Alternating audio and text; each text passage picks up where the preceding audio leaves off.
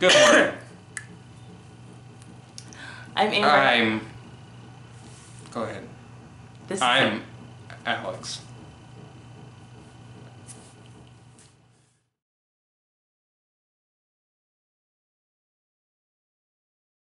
So, because today was the March for Life in Washington D.C., we thought we'd talk a little bit about our hearts on abortion and foster care and adoption, because the whole abortion issue of abortion was kind of why we started doing what we do.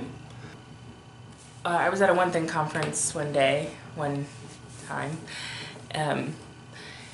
and the Corey Russell was talking about how we are made to have emotions and to feel what God feels. Like it's our right as His children to feel things the way He feels them, whether they're good or bad. And all we need to do is ask Him for His heart on certain things, good or bad, and He would express His heart to us, and we could kind of be close to Him in that way and feel what He feels. And I thought that was a really cool concept. I never really thought, about it like that. That God, the Creator, would want to share His feelings with me. So, and later on in the conference, later on in the week, Lou Engle came and he did a session with the call talking about abortion and Lou Engle, everything, how it makes the Lord feel, how the blood is on our hands, as the church, if we don't stand and pray and take action. And I knew abortion was wrong. You're a Christian. Well, I can't really say that anymore, but we grew up with that, it's wrong. But that's really as far as it went in my mind. I didn't really know. I didn't really get too deep into it. But I knew if I thought about it for too long, it kind of made my heart hurt. But I was just like, yeah, that sucks. I wish something would change, So after the conference, I went home and I just sat in my room and I was like, okay. And I was like, I'll just put the two things that I, learned most from that conference together right now. I was like, Lord, I want to feel what you feel. Tell me how you feel about abortion. How does abortion make you feel? And I just closed my eyes and just sat there, and I just started crying. It was like I could hear babies crying in the womb. Whatever that sounds like, I could just hear crying children, crying out to the Lord. I could hear their voices crying out to the Lord. And I hesitate to tell this publicly, but it is what it is. So. And then the Lord whispered to me, He said, nobody hears them but me. Nobody hears their crying but me. I hear this every day. They don't have a voice. I'm just bawling. And usually when I'm praying or in a time of, prayer with the Lord, my eyes are always open. I like to look around and just kind of see what the Lord's doing. And sometimes that's bad because I get distracted, but that's just like my tendency. But my eyes were closed during this whole encounter with Him, and that was just not normal for me. Crying, and I was snotting and wiping my nose and stuff, and I was just like, waiting for the Lord to tell me more. And then I could kind of feel, His presence kind of lift off of me, and I opened my eyes, and my hands were covered in blood. And what I thought was snot, it was my nose bleeding. And, they were covered in blood. And then the Lord spoke again. He was like, their blood is on your hands. Your hands until you do something, until you stand, until you pray, until you take action. And I was like, so I called my mom. She came running upstairs and I told her everything. And that's an experience that I'll never forget. So believers, it hurts my heart that there's so much tension between us for this issue. And I will say the biggest argument, the biggest thing that gets thrown at me with this issue is they're just, you know, if abortion becomes illegal, they're just going to do it anyway. Wouldn't you rather have, you know, a paid or a professional doctor perform these abortions than somebody down the street in an alley? It's not about where they get their abortions. That's not the issue. My focus is on the wrath of God. And as a country, if we say this is okay, and if we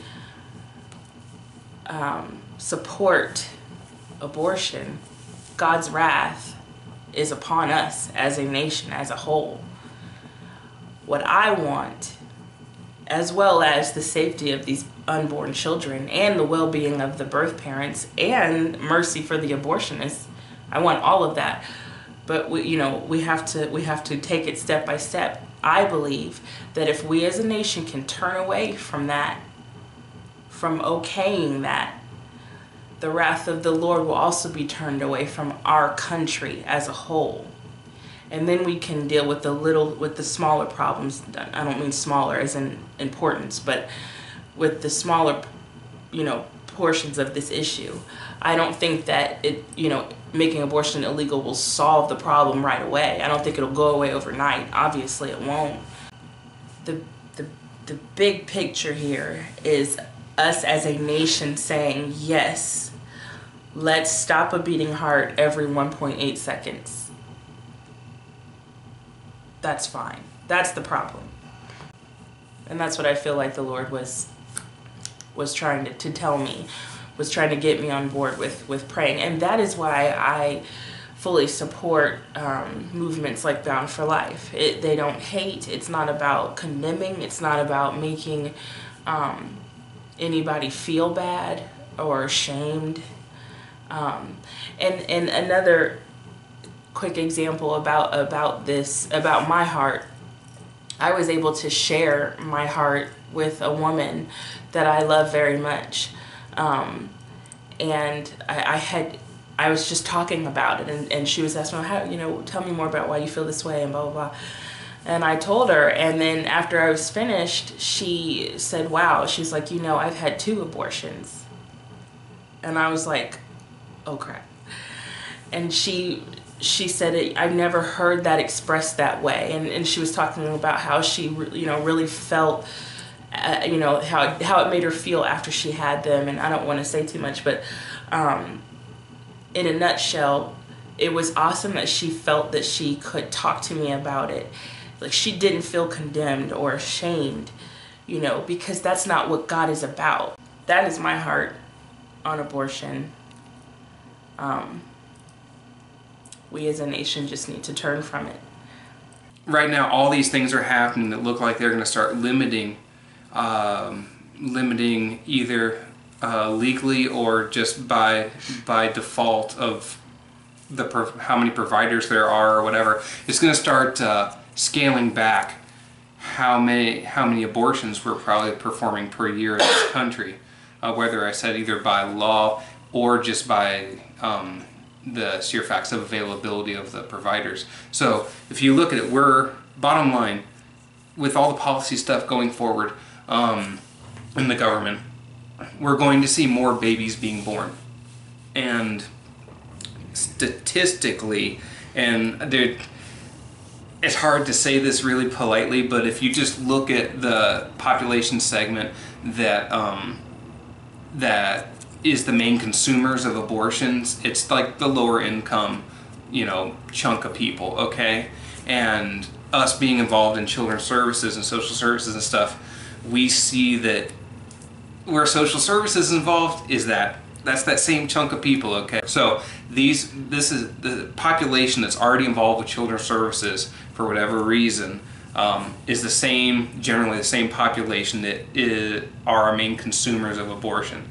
So we're going to have more children being born in this segment of the population, which already has a heightened involvement with children's services. What that says to me is in the coming years, we are going to see an influx of kids either into the system the child welfare system, or an influx of kids that maybe into like the private adoption system, through private. Either way, think of it like this: there is now going to be an excessive flow of children who need parents. When you see the availability of abortions scale back, which I want it scaled back, don't get me wrong, but you are going to see more children that are put in very compromising positions, whether it's through abuse or neglect or whatever, okay? So we're going to see an influx of children into this system. Here's my big fear that, have you seen where it's in vogue now to call pro-life people pro-birth? Because they only want to fight to get the kid born, and after that they don't fight for anything for the mom or for families or for the kid, when they're later on after they're born. That's the very in vogue thing right now. And my fear is that characterization of the pro-life movement is going to be shown to be generally true, right? My fear is that people who have been very vocal proponents of anti-abortion legislation or scaling back funding to Planned Parenthood, all this stuff, the people who have been very vocal proponents of these things are going to now say, wahoo, yay, we won, and then they're going to go about their normal lives. Meanwhile, these kids who are being born are now, instead of suffering in being killed in the womb, they're going to suffer more slowly and for longer now when they're born, because nobody's going to be taking care of them. And I'm not saying that's going to be every kid, or it's like a 1-to-1 ratio kind of thing, but generally you're going to see more kids born into high-need, high-risk situations. And unless all of us who have been very loudly, or maybe not loudly, if we don't do, there's a lot of this, and that's fine, and that's good to advocate, but if you don't start getting your hands in it, those kids are just going to suffer in life. Unless we get the same power and the same grit and guts behind a movement that says, yes, I will be a mentor, yes, I will support, XYZ program to help people, not just kids, but families who need it.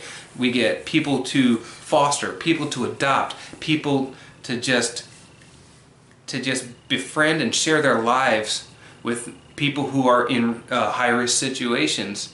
If we don't get that stuff, it's just going to be a giant pile of... It's going to be a mess, okay?